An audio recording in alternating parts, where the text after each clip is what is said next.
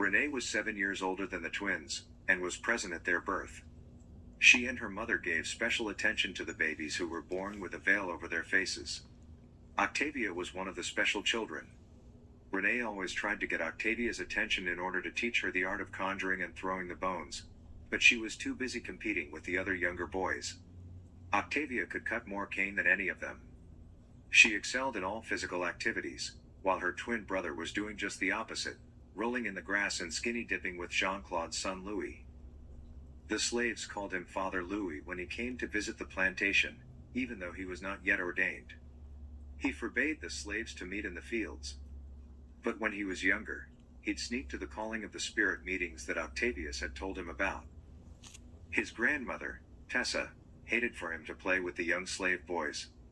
She was his father's mother, and she ruled the household with a firm hand after Latrice died. Tessa was well in her late 30s before she gave birth to Jean-Claude, and some said she was a bitter woman from giving birth at an older age. Her husband's trips to the slave shacks at night, and the many half-breed children the slave women bore for him, was enough to drive her mad with resentment. On the nights that Octavius told him about the meetings, he had to wait for Tessa to fall asleep in her old rocking chair that sat in the huge parlor of the plantation before he could sneak away. Louis and Octavius played together a lot, even though there was a big difference in their age. Louis, you are not to play with these pickaninnies. Find a lazy nigger to whip. If you do not, you are going to be a poor, white trash, lazy nigger lover. Tessa would yell all sorts of foul language at the boy as she sat in her rocking chair and drank tea, spiked with rum for her many aches and pains. He ignored her and continued to run and play with his dark, nappy-headed playmates. But there was something about Louis that she didn't like. Perhaps it was because he did not favor his father, and she was partial to her older grandson, who drowned in quicksand when he was 8 years old. In fact, Tessa never cared for Jean-Claude's wife, Latrice. Naomi, bring me some more tea and bring the whole pitcher out here with you. I have to watch you niggers, no telling what you do to the food we eat. Naomi, the main kitchen slave, hustled to make more tea, while Tessa rocked and spat snuff in her old tin cup.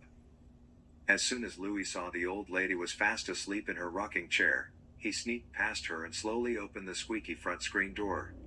He ran across the huge porch and down the long steps, and then behind the slave quarters. Once he passed the marshes and the swamps, he'd slow down. The sound of the drums made him excited, and he started running again. When he came upon the camp, there was silence. Continue beating the drums. It is the sound of our ancestors' heartbeat. This boy will do us no harm. Marie said this, as she danced around a small fire.